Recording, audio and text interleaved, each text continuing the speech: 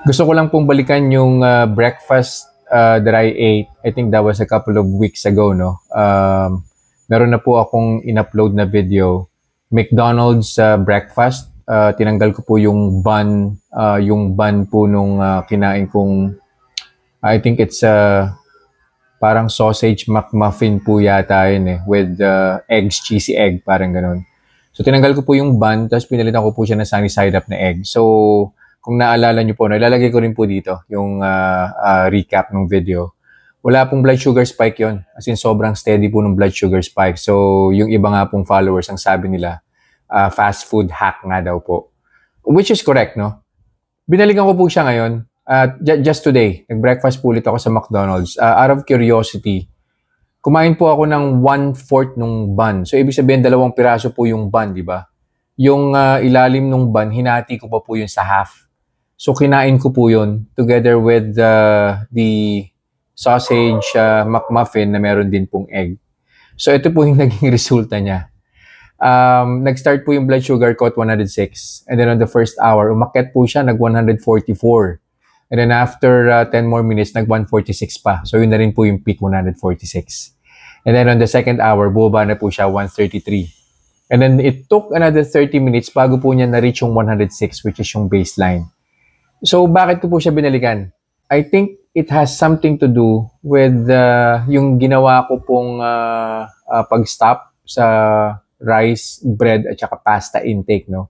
So, magsa 6 months na po yan eh. Ang conclusion ko po dyan, once you start the program na less carbs intake, mas nagiging habang tumatagal, nagiging sensitive yung katawan mo sa carbohydrates. Ibig sabihin, konting carbs lang natitikman mo, mag-shoot up kagad yung blood sugar mo. Imagine niyo po yung ginawa niya sa blood sugar ko. From 106, pinaakyat po niya ng 146. So that's plus 40 units. So kung kalahati po nung ban yung kinain ko, mas matindi pa. So kaya pag kumain po ako ng isang burger with bun, halos umabot po ng 200 yung blood sugar ko. So ngayon alam na po natin. Gusto ko lang pong i-share na once masanay na po yung katawan ninyo na less na po yung carbs at umaasa na po siya sa pagbaburn ng fats as your fuel, hindi na po kayo pwedeng bumalik. Sobrang sensitive na po nung katawan natin sa carbohydrates. Nakalimutan ko pong banggitin, hindi na po kasi ako nagtitake ng maintenance meds for diabetes. 2 months na po ngayon. Siguro kung nagtitake pa po ako ng blood sugar maintenance meds, I'm pretty sure kayang-kaya po niya i-suppress yun. So pag may mga findings po akong ganito, I'll share it para at least ma-inform din po kayo kaagad. See you guys in the next vlog. Bye. Reminders lang po, huwag pong mag-aanli. Always eat in moderation. Di po ako doktor, so whenever in doubt, konsulta po kayo sa doktor ninyo.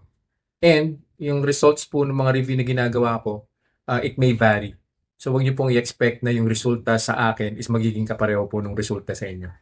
So yun lang po. Have a nice day.